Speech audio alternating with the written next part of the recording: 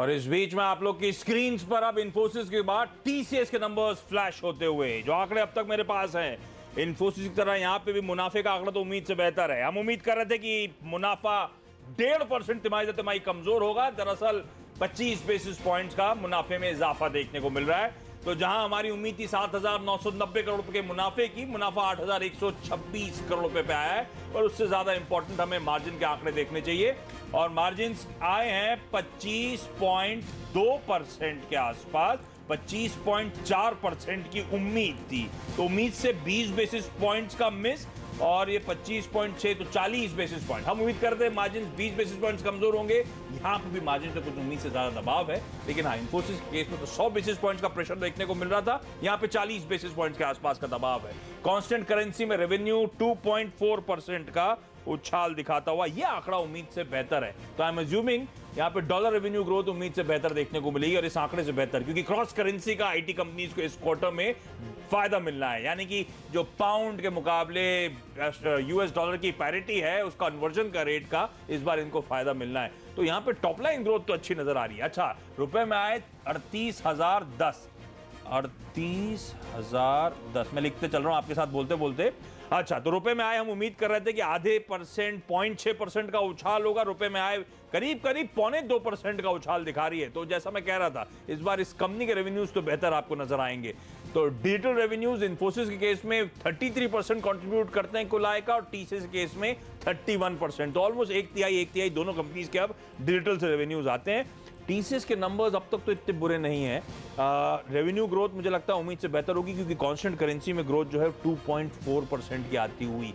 Margins में दोनों ही companies के डिसअपॉइंटमेंट है। तो मेरा एक इमीडिएट आकलन तो ये समझ आता है मुझे कि शायद ज्यादातर कंपनीज रेवेन्यू ग्रोथ के लिए कुछ हद तक मार्जिन्स को सैक्रिफाइस कर रही है। दूसरा इशू है सप्लाई साइड का प्रेशर। आपको याद होगा लास्ट क्वार्टर की थीम थी कि सप्लाई, वो टैलेंट क्रंच है, दिक्कतें हो रही थी सप्लाई साइड, दो इश्यूज थे, एट्रिशन पिकअप हो रहा था। तो ये सप्लाई साइड कॉन्ट्रेंट्स आईटी कंपनीज के लिए बने हुए थे, एक वो प्रेशर, और कुछ हद तक शायद वो ट्रेड ऑफ हो रहा है रेवेन्यू और मार्जिन्स के बीच में, और उसका खामियाजा इसको भुगतना पड़ रहा है।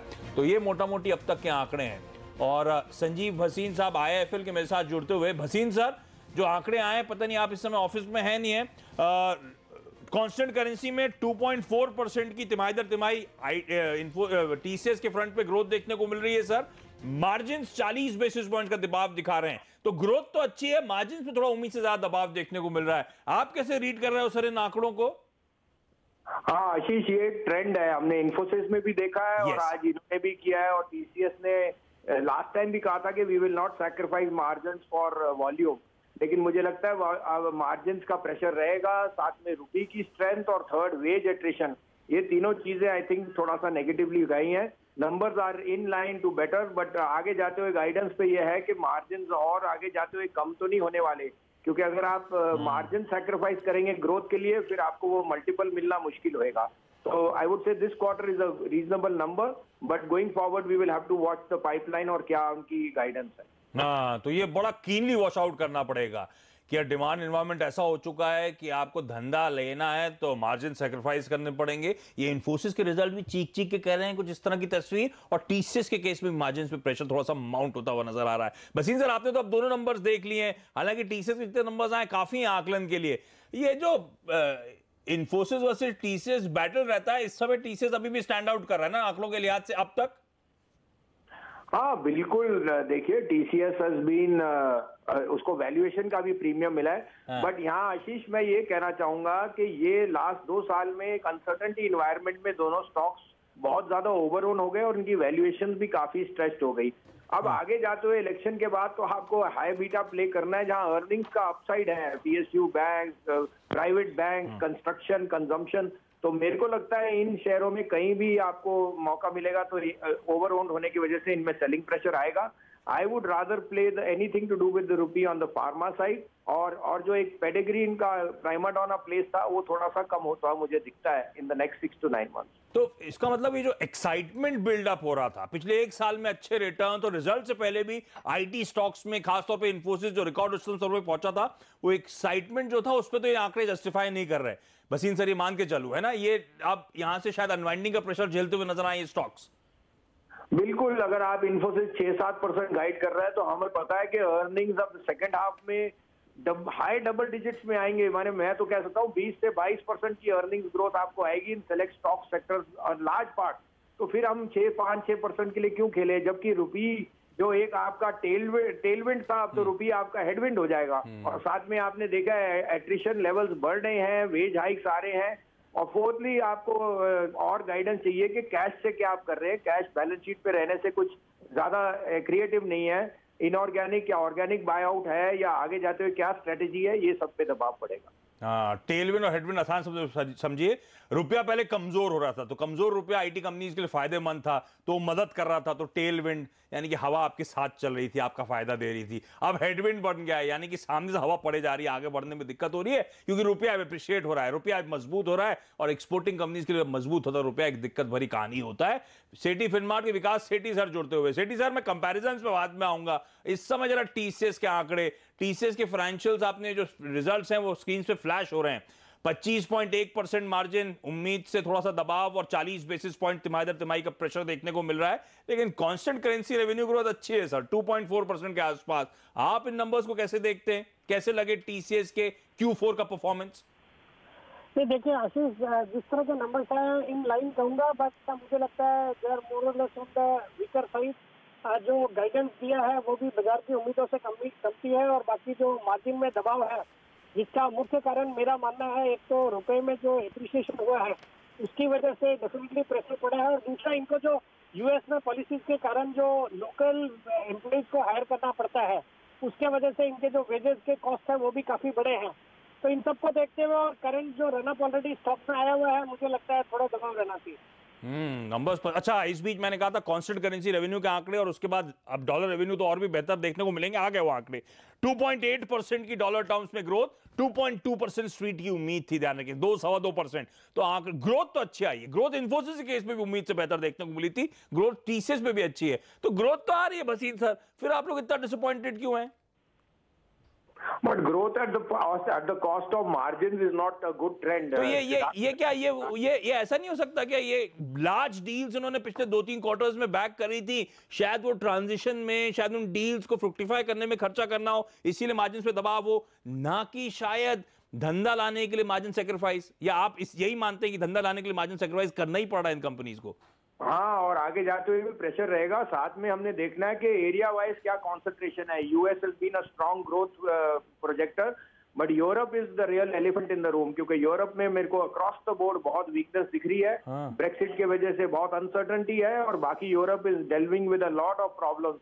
तो मुझे गाइडेंस वहां से भी चाहिए कि यूरोप, वर्ल्ड में क्या डिस्ट्रीब्यूशन है, and we will wait for that through the guidance. But जैसे आपने कहा, I think right now the dollar revenue wins have been very very favourable, but वो सब प्राइस में आ चुका है ना आशीष, कोई शेयर भी सस्ता तो है नहीं। हाँ, सस्ता तो है नहीं, ये तो बात सच है। और अच्छे खासे आप प्रीमियम भी कमांड करने लगे हैं तमाम स्टॉक्स। अच्छा, तो ध्यान रखें, ये टीसीएस ने इस क्वार्टर की परफॉर्मेंस के बाद डबल डिजिट ग्रोथ तो इस साल के लिए क्लॉक कर दी है। इस साल मतलब FY19 के लिए। FY19 में मोस्ट लाइकली 11% से ज्यादा की ग्रोथ आई होगी, FY18 में सिर्फ 6.7% थी, तो डबल डिजिट ग्रोथ आई है। अब मेरे लिए ज्यादा इंपॉर्टेंट है कि मैनेजमेंट की अब कमेंट्री क्या होती है। क्या ये डबल डिजिट ग्रोथ कंसिस्टेंट हो सकती है? क्या FY20 में कंपनी क्लॉक कर पाएगी? क्योंकि सेठी सर, मेरे ख्याल से स्ट्रीट ये प्राइस इन करके चल रहा था, ये भाव में था कि FY20 और FY19 एक ज्यादा बेहतर साल होगा, FY20 एक ग्रोथ ईयर होगा आईटी कंपनीज के लिए। अब जैसे भसीन सर कह रहे हैं, ये फैक्ट है, दुनिया की बड़ी बड़ी इकोनॉमीज में जीडीपी स्लोडाउन का खतरा IMF एकदम क्लियर कर चुका है, 3 बार रिवाइज कर चुका है डाउनवर्ड। उसके ऊपर से ब्रेक्सिट, अभी भी अनसर्टेनिटी, अभी भी ओवरहैंग बना हुआ है। तो आपका आंकलन क्या कहता है सर? नहीं, बिल्कुल आशीष, मुझे भी यही लगता है। जिस तरह से ग्लोबल एक ग्रोथ में स्लोडाउन की उम्मीदें हैं, फिर जिस तरह से हमारा रुपया अप्रिशिएट हो रहा है, और हमने जो अभी इन्फोसिस के भी जो गाइडेंस दिया है, काफी डिसअपॉइंटिंग गाइडेंस दिया है, इन सबको देखते हुए मुझे लगता है जो बेस्ट टाइम था वो हमारे पीछे है, और स्टॉक ने बहुत अच्छा परफॉर्म किया है पिछले 1 साल में। तो I do not expect similar kind of performance from IT stocks for this year, at least front line IT stocks. और मुझे लगता है बाकी मार्केट सेंटिमेंट्स के लिहाज से थोड़ा बहुत परफॉर्म कर सकते हैं, बट स्टिल इस तरह का परफॉर्मेंस की उम्मीद इस साल नहीं करनी चाहिए।